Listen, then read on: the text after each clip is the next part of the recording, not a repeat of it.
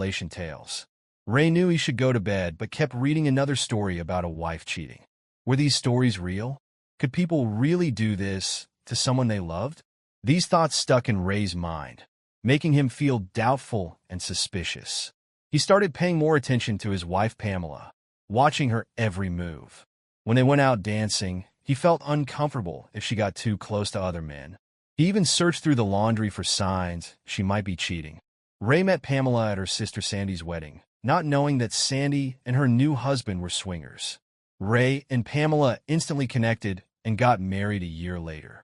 They had 2 kids. Kyle came the next year, and Kayla 2 years after that. From the outside, they looked like a perfect family, but different work shifts meant Ray and Pamela didn't see each other much. Sandy and her husband Bob were known for their wild parties, and Ray didn't like Bob, especially after he caught him flirting with Pamela at their own wedding. Ray and Pamela had agreed not to talk about their past relationships because they both got jealous easily. One day, Pamela asked Ray to fix Sandy's leaky sink. "Sure, I'll check it out," Ray said with a grin. "Maybe I'll do some plumbing while I'm there." Pamela's eyes flashed. "Don't even think about it, mister. That's my sister you're talking about." Ray held up his hands in mock surrender. "Relax, I'm just kidding." But as he headed out the door, he couldn't help but wonder about Sandy and Bob's rumored exploits. Sandy had always been a shameless flirt, even with Ray. But he knew better than to risk his marriage over a fling with his sister-in-law. Didn't he? When Ray arrived at Sandy's house, she greeted him at the door wearing nothing but a flimsy bathrobe. "Come on in," she purred. "Coffee's on if you want some." Ray's mouth went dry. "Ah, thanks. I'll just take a look at that sink." In the kitchen, Ray bent down to examine the pipes under the sink. When he stood up, Sandy was right behind him, her robe hanging open. "What are you doing, Sandy?" Ray stammered, backing away. "What does it look like?" Sandy stepped closer to him and said, "I want you, Ray. I always have. Stop it. I'm just here to fix the sink." "This isn't right," Ray responded. Sandy's eyes narrowed as she asked, "Are you going to sleep with me or not?" "No, absolutely not," Ray firmly replied. "Pamela's your sister, for Christ's sake. I love her." "Fine," Sandy spat. "Have it your way. But if you don't give me what I want, I'll tell Pamela you tried to force yourself on me." "Who do you think she'll believe?" Ray bolted from the house. He tried calling Pamela, but got no answer. At work that night, he could barely focus, his thoughts consumed by Sandy's threat and what it might mean for his marriage. When Ray got home the next morning, Sandy's car was in the driveway. Inside, he found Bob hastily pulling up his pants, Sandy smirking from the couch, and Pamela looking scared and very drunk. "What the hell is going on here?" Ray roared. He lunged at Bob, fists flying. In the chaos that followed, someone hit Ray from behind. Everything went black. Ray woke up in the hospital with a pounding headache. A police officer stood by his bed, explaining that Ray had a concussion from being hit with a vase. Apparently, charges against Ray had been dropped. Bob claimed self-defense, saying Ray had come home in a rage and attacked him. Pamela didn't remember much, just Ray shouting. The whole thing was a mess, not at all what Ray expected when he went to Sandy's that morning. "I have nothing to say," Ray told the officer.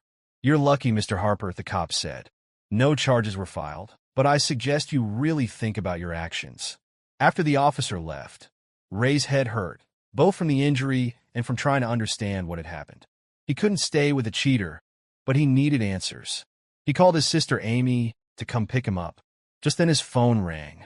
It was Pamela. "Do you want me to come get you? We need to talk now that we're even." Ray's blood boiled. "Even? You slept with Bob. Amy's coming to get me. I'll grab my stuff and leave." "Leave?" Pamela cried. "Ray, I was just trying to get back at you for what you did with Sandy." At home, Ray confronted Pamela. "Sandy told me you forced yourself on her," Pamela accused. "That's a lie," Ray replied quickly. "She came on to me and threatened to lie if I didn't sleep with her. I left right away." Pamela's eyes filled with anger and pain. "Why should I believe you?" she asked. "Why would my own sister lie about that?" "Because she's jealous," Ray exclaimed. "She and Bob are swingers. They wanted to get you involved. You let Bob have you, and as far as I'm concerned, our marriage is over." "No, I only did it to get even," Pamela protested. Sandy knew details about what happened between you two. Ray's face twisted in disgust. Your sister's nothing but a whore. I slept with her back in high school, just like half the guys in town. But that was years ago, before I even met you. Pamela's eyes welled with tears. I don't know what to believe anymore. This isn't just about Bob, Ray said coldly. It's about trust. If I'd really raped Sandy, why didn't she go to the police? Face it, Pamela. You wanted Bob, and you used me as an excuse. No, Ray, I love you, Pamela sobbed. Love doesn't include sleeping with other people, Ray spat. I'm filing for divorce on Monday. Wait, this isn't how it was supposed to happen, Pamela begged, but Ray ignored her as he packed his suitcase. Tell the kids whatever you want. I don't want to see or talk to you, Ray said. Amy can handle visits with Kyle and Kayla. The next few weeks were a blur for Ray. He worked long hours and stayed in cheap motels, trying to rebuild his life. He met with a lawyer and filed for divorce. One day, Ray picked up a sick Kyle from school. While at the house getting some of Kyle's things, the phone rang. It was Sandy. Ray hit record on his cell phone, capturing Sandy's confession that she had lied about the assault and revealing Bob's involvement in the whole scheme. After Ray left with Kyle, his phone exploded with calls and texts from Pamela, apologizing profusely and begging forgiveness. But for Ray, it was too late. Her willingness to believe the worst about him, to throw away their marriage so easily, had irreparably damaged his trust. On the day the divorce was to be finalized, Ray signed the papers with a heavy heart. Afterward, he headed to a nearby bar to drown his sorrows. By chance, he spotted Bob across the room. All the anger and pain of the past months came rushing back. Ray unleashed his fury, beating Bob until he was a crumpled mess on the floor. You son of a bitch, Ray shouted as three guys yanked him off Bob. He thrashed wildly as they dragged him outside, where police officers slammed him to the ground and cuffed him. This time, there would be no drop charges. Ray was headed to prison. With his one phone call, Ray contacted Amy. I really screwed up this time, sis, he said wearily. Don't bother with bail. I'm just going to do my time. He could hear Amy crying as he hung up the phone.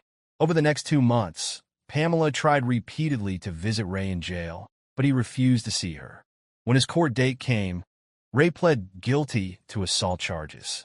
The judge sentenced him to 2 years, with time served already counted. Ray, Pamela still loves you, Amy said during a visit. Her whole family is angry about Sandy's lies, and Pamela never signed the final divorce papers. You're going to jail, still married. The first 2 months in jail were tough. Ray ended up in the infirmary twice, trying to prove himself. His cellmate was a lifer called Killer, rumored to have stabbed his cheating wife and her lover 80 times. He'd even killed another inmate the year before. But eventually, Ray got into a tense routine. Killer even started talking to Ray, sharing stories about his own fall from grace. On Visitor's Day, Ray was shocked to see Pamela waiting for him. What are you doing here? Ray, I love you, Pamela sobbed, sliding photos of the kids across the table. I made terrible mistakes, but I'll wait for you. We can get through this if you still love me. Ray stood and walked away without a word, leaving Pamela crying at the visitor's window. That night, Ray overheard other inmates plotting to attack Killer. The wary of being labeled a snitch, Ray felt compelled to warn his cellmate. Killer eyed Ray suspiciously, but took precautions. The next day, Killer outsmarted his would-be attacker. He'd hidden books under his shirt, deflecting the makeshift knife. Killer's crew swarmed the assailant, beating him severely before guards intervened. Through it all, Killer calmly finished his dinner as if nothing had happened. After that incident, Killer and Ray developed an unlikely friendship. In the privacy of their cell, Killer revealed a softer side. Asking about Pamela and the kids, he spoke wistfully of his own grown children, who never visited, save for his youngest daughter, Anna. She knows her mother was the one who destroyed our family, Killer confided. She writes to me every week, but I won't let her visit. It's not safe here, Ray said. Killer's face lit up with pride as he talked about his daughter, Anna, and her growing law career. In return, Ray shared the story of Sandy's betrayal and his mixed feelings about Pamela. Do you still love her? Killer asked directly. Ray sighed. Yeah, I do. But I hate what she did to our family. Does she still love you? She says she does, Ray replied.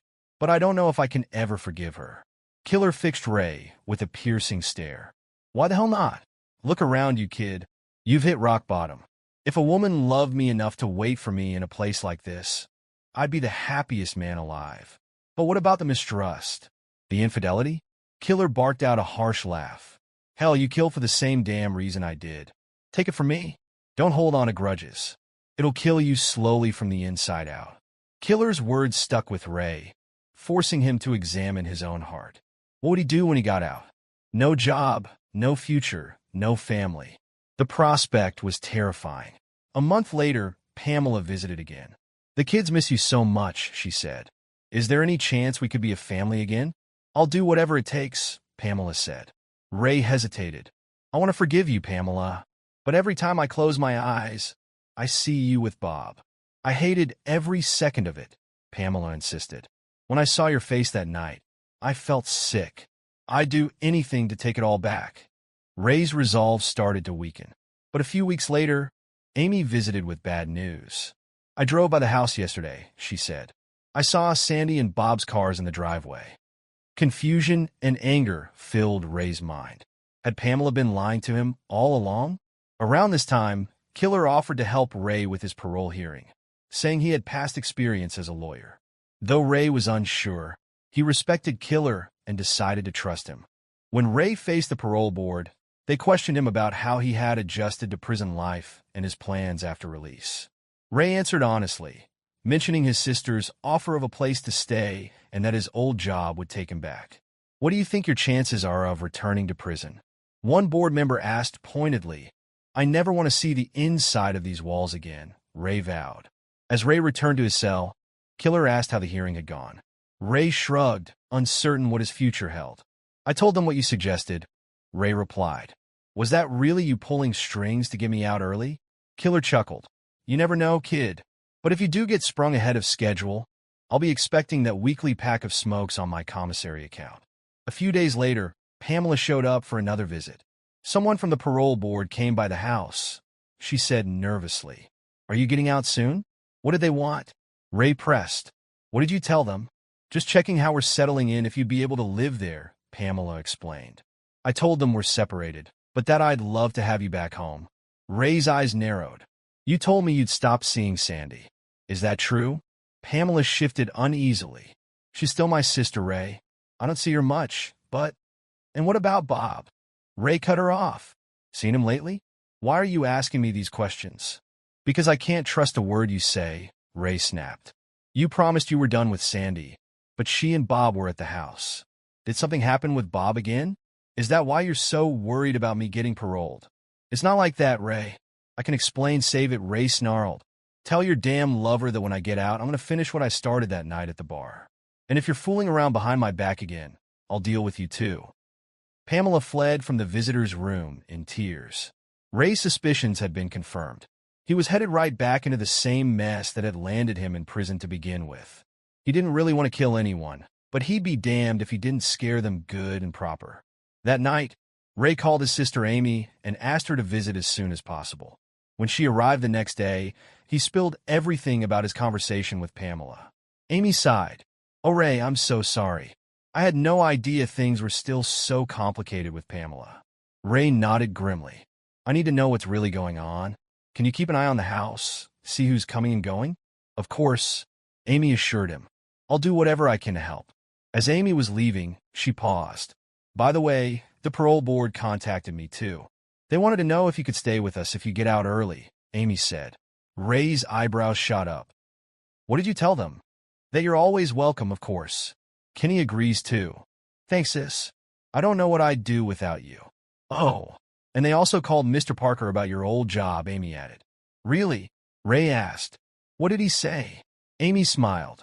He said you can have your old position back. Said you were one of his best workers. For the first time in months, Ray felt a glimmer of hope. I appreciate everything, Amy. I just pray I don't get rejected. You won't, Amy said confidently. With housing and a job lined up, they told me you'll likely be out next month. Tears welled in Ray's eyes as he hugged his sister goodbye. True to Amy's prediction, Ray got the call a week later. He was being released the following week. Strangely, he was told to meet with a lawyer rather than a parole officer. Apparently, some high-powered law firm had arranged his early release. As Ray packed his meager belongings, he thanked Killer profusely, promising to send those weekly cigarettes. He wasn't sure if the old man had actually pulled any strings, but it seemed worth the gesture either way. When Ray stepped outside the prison gates, Amy was waiting with tears in her eyes. They hugged tightly before heading to her house, where Kenny welcomed Ray warmly. "So, what now?" Amy asked as they settled in the living room. "I guess I need to call Pamela and set up a time to see the kids. I promise I won't cause any trouble," Ray said. When Ray called, Pamela agreed to let him visit, but warned she'd call the cops if there was any trouble. Ray assured her he just wanted to see his children. The reunion with Kyle and Kayla was emotional. The kids ran to Ray, shouting, "Daddy, Daddy, you're back." He hugged them tightly, amazed at how much they had grown. On the porch afterward, things were tense between Ray and Pamela. "What do you want, Ray?" she asked cautiously. "We're not a family anymore. I'm trying to move on with my life. These are my kids too," Ray said firmly. "I want to be part of their lives. I was ready to forgive you, but you lied to me again." Running back to Bob and Sandy, Pamela's eyes flashed. "Ray, you were in prison. I was lonely." "Save it." Ray cut her off. "I know you've been sleeping together. I don't care who you're screwing anymore. But if my kids are exposed to that perverted lifestyle, I'll take them away from you. And that's not an empty threat. Ray, I would never do anything to hurt my children." "Right. You already wrecked our family over damn Bob.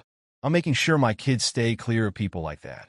Tomorrow, I'm seeing my lawyer about my rights as their father." Pamela's face crumpled. "Please, Ray. It's not what you think," but Ray was already walking away. He had said what he needed to say. Now he had to focus on rebuilding his life and being there for his children. The next day, Ray went to the law office that had arranged his release. "I have an appointment with Mr. A.J. Brady," he told the receptionist. She smiled and said, "Miss Brady will be with you shortly." Ray looked puzzled.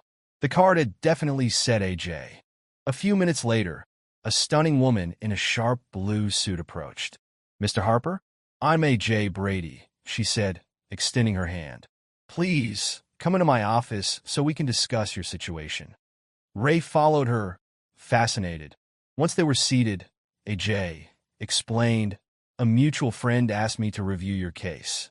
Your previous lawyer failed you badly. There were important details that weren't properly considered." "Why me? Who hired you?" Ray asked. A.J.'s eyes shone with emotion. "My father, Dave. You might know him better as Killer." Ray's jaw dropped. "You're Anna? His favorite daughter?" She smiled. "Angelina Juanita Brady at your service. Now let's discuss your case over lunch, shall we?" As they ate at a quiet restaurant, A.J. briefed Ray on his parole officer and requirements. When Ray tried to learn more about her personally, she gently deflected. "Ray, it wouldn't be appropriate to discuss my personal life with a client." "You're the most beautiful woman I've ever seen," Ray blurted. "Those dimples when you smile." A.J. blushed. "Ray, I told you I don't date clients, but thank you. Now let's get back to your case. At least tell me about your legal background." Ray pressed. "As your client, don't I have a right to know?" She fought a smile. "All right, fine. Law degree on full scholarship. I've specialized in criminal law for years now." They finished lunch, during which Ray found himself completely captivated by Anna. "Will I see you again?" Ray asked hopefully as they were getting ready to leave. "Next week, to go over some parole paperwork," she replied. "We could have lunch again if you'd like." "My treat this time." "Sounds great," Ray said with a grin. "Remember, it's just business," Anna said firmly, though she couldn't quite hide her smile. Back at her office, Ray held her hand a moment too long when they said goodbye. He hoped she didn't think he was just a weird ex-con. As he left, he told her how much he was looking forward to next week. Anna's secretary gave Ray a knowing grin as he departed. He supposed most lawyers weren't quite like Anna. For the next 2 Mondays, Ray met with Anna as scheduled. She tried to keep things strictly professional, but Ray sensed a growing connection between them. 1 week later, Anna informed Ray that their business was concluded. "So you're not my lawyer anymore?" "Of course I am. You can always call if you need me." "In that case, Anna, I'm firing you," Ray said. "What?" "After everything I've done for you, For free? Anna replied, surprised. Yeah, Ray nodded. You don't date clients, and I want to take you on a real date, dinner, dancing, the whole thing. I know I'm just an ex-con and a factory worker, but I want to get to know you. And I think you want that too. Ray, I am attracted to you. But what will people think? Who cares what anyone thinks? Ray said, give me one date. Follow your heart for once. Anna sighed. God, I know I shouldn't, but okay. One date. And don't you dare expect to sleep with me. That's Saturday. Ray borrowed his sister's car and picked Anna up at her apartment. She looked stunning in a little black dress. Over wine and a fancy dinner, Ray asked about Anna's past. My parents split up when I was 14, she explained. Dad's been in prison for 14 years now. My siblings and I were raised by various relatives. They still can't forgive Dad for what he did. I'm the one who told him about Mom's affair. Sometimes I wonder if I just kept my mouth shut. Anna, you're not responsible for your father's actions, Ray said gently. You were just a kid trying to do the right thing. Anna nodded, blinking back tears. After Dad went to prison, I became determined to become a lawyer.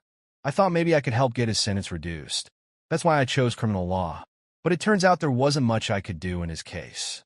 He was a pretty good lawyer himself back then. He always said he was proud of me for following in his footsteps, even if I couldn't do much for his case. Have you ever been married before? Or is that off limits too? Anna smiled. Both. It was brief, and it's none of your business. Ray, can we save the heavy stuff for another time? I'm enjoying our evening. Care to dance? I got 2 left feet, Ray admitted, but I'll take any excuse to hold you close. They swayed to a few slow songs, Ray breathing in Anna's scent and daring to kiss her hair. Ray, I don't date much, Anna confessed. My social circle has left me wary of most men. If your dad hadn't sent you my way, I probably wouldn't be here right now. Remind me to send him an extra pack of smokes, Ray joked. Anna, you're the best thing that's come my way in a long time. I'll do whatever it takes to earn your trust. If I ever overstep, just say the word. At her door that night, they shared a kiss that left Anna staring at Ray in wonder. She leaned in for another. Can I come in? Not tonight, Ray. It's too soon. Call me on Thursday about next Saturday. Ray left a very happy man. They met the next 2 Saturdays as well. Anna started to share more about herself. Ray, if we're going to keep seeing each other, you should know more about my past, she said one night. I was married in college. I got pregnant, and we rushed to get married. We were way too young. I miscarried, and we divorced soon after. I kept Brady as my last name to distance myself from my father's name, Miller. Anna, would you like to join our family barbecue next Saturday? Ray asked. Meet my sister and the kids. Anna hesitated, knowing it was a big step. Then she kissed Ray deeply for the first time. Okay, Ray, she smiled. Count me in. What can I bring? Ray still saw his kids every weekend. They told him their mom was dating a teacher named Pat. Ray was wary at first, but the kids seemed to like Pat and his young daughter. When Ray asked Pamela about it, she said, I'm really trying to turn my life around, Ray. Pat's a good guy. He knows all about you and respects that you're their father. Ray nodded. Pamela, your lies ruined us. If you care about this man, be honest with him. Don't mess it up like you did with us. Ray found a small apartment about a mile from Pamela and the kids. It had 2 bedrooms so the kids could stay over on weekends. He still visited Amy's place often for meals and to see the family. One morning as Ray made French toast, he turned to Anna. Will you marry me? Ray asked. Tears filled Anna's eyes. What's wrong? Ray asked, worried. I'm just thinking about my dad, she said. He won't be able to walk me down the aisle. A few days later, when Anna visited Ray at work, his smile faded when he saw her tears. What's wrong? He asked, concerned. I called the prison, she said quietly. My dad can't leave to come to our wedding. His life sentence means just that. It's out of my hands. I'm sorry, Anna, Ray said, pulling her close as she cried. Her father's cancer had returned, giving him only months to live. Ray felt helpless, wondering why life was so cruel to this good person. Anna, I've been buying your dad cigarettes, Ray confessed. It was our deal. It's okay, Ray.